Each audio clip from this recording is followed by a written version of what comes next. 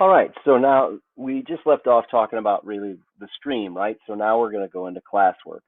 Okay, Google Classroom is a little bit different than a lot of other what they call learning management systems or LMSs in the fact that every time you start with a blank slate. You start with a blank class. There are some other ones like Canvas and Blackboard, which will give you somewhat of a structure.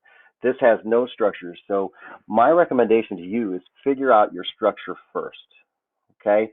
And what I'm saying by that is when you go into Google Classroom and you get to the classwork page and it says create, you have this lovely little button called topics. So you have to decide on structure, right? Because one of those best practices is clarity and structure, obvious navigation for students so they know where they're going and they know what to do. This topics thing is basically how you can set up your navigation. You can use it to create weeks in your classroom, like week 1, week 2, week 3, or you can even date them. You can, if you're a module or unit teacher, you can have module 1, unit 1. You can also, I've seen different methods of setting it up by saying reading, like setting it up the different things that you have in your classroom, like say readings, discussions, um, or whatever else you have, possibly tests, assessment. You could have all those and then put your assignments in there one at a time, dated for each thing. To me, that seems somewhat confusing. I'm more of a linear thinker, so I would use either modules or units modules or weeks. The reason why we're talking about this first is because you need to make that decision first. And if you do all your classes the same, then what I would tell you to do first is set up a template. And the reason why I would tell you to set up a template is so that you can go into you can have a template class, and I would call it template class. Then what you can do is you can copy your class.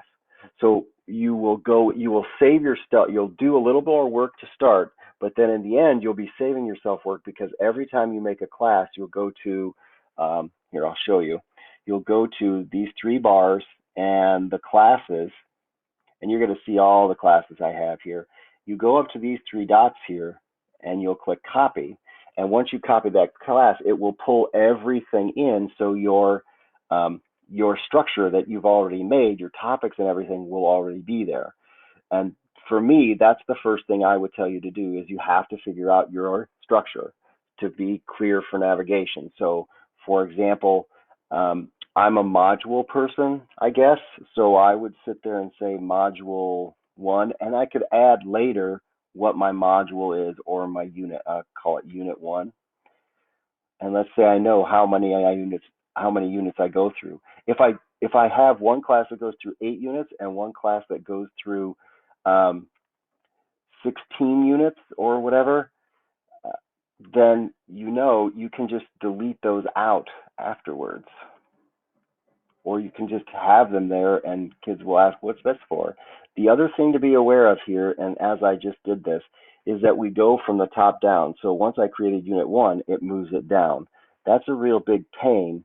So something to be aware of when you do this is you want to work the way up. So if you have multiple classes that go through different numbers of units, what you could do is make multiple templates if you want, and then you can go back and forth between them. So let me get rid of this one here. And so you can just delete the topics out.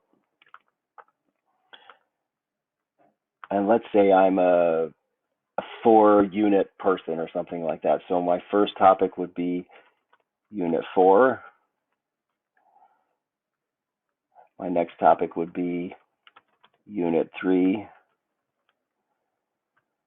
Next topic, unit 2. And my next topic will be unit 1.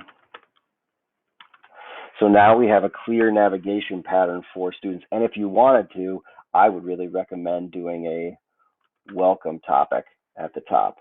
So now your students that know I can start up here at the welcome topic, everything you would have like syllabus and all those kind of things, introduction, activities for students, getting them to feel that community, low academic risk, but cognitive risk, but working inside the class so they get used to how it all works before you actually start putting them into the class. A welcome topic or a unit is a really good practice, so that, again, you're getting them used to being inside Google Classroom. They might have been in it before, but you might be doing different things with it. And so because of that, get them in there, get them playing around, doing things that how you want them to do it. So, but when they come to Unit 1, Unit 2, Unit 3, Unit 4, they're practiced at it and they're ready to go.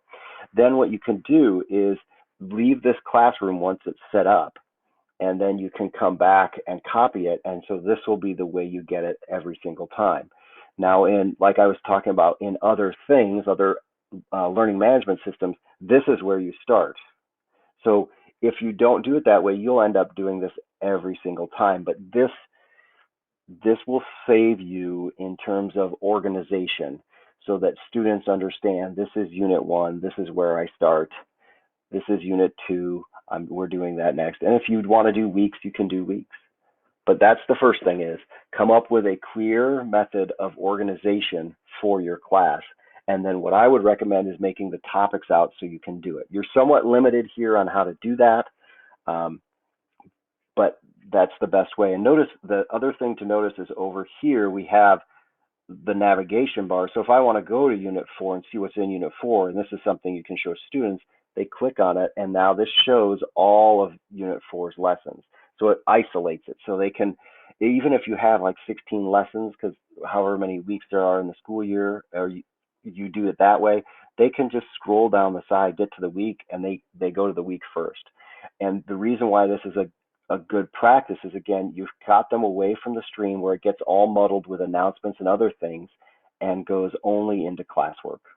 Okay, and we can go back to the all topic screen. Other things to see here is we can also create all these other things in here. We'll talk about those probably in another video. I'm just going to go through the classwork page really fast. We have the Meet. This is the same link as before on the stream. And this is the Google Calendar, because every time you create a Google Classroom, it makes a calendar. If you want to incorporate that into your classroom, teaching kids that you can go to class, you can go there and see your assignments, that would be a good thing. You don't have to, because they can always go here, and if you're communicating clearly, they'll know when things are due. This part here, this takes you to the Drive folder that every Google Classroom creates, a Google Drive folder. This is where their work is held. You can go in there and look at students' work, but I would really caution you about trying to put things in there or anything like that. That's really just a holding space for student work. So if you want to see student work and assignments you've put in, that's where to go.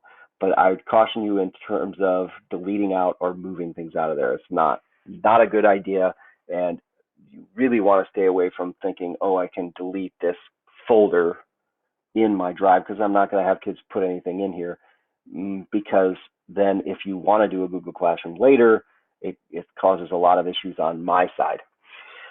So that's the classroom section. That's topics, okay?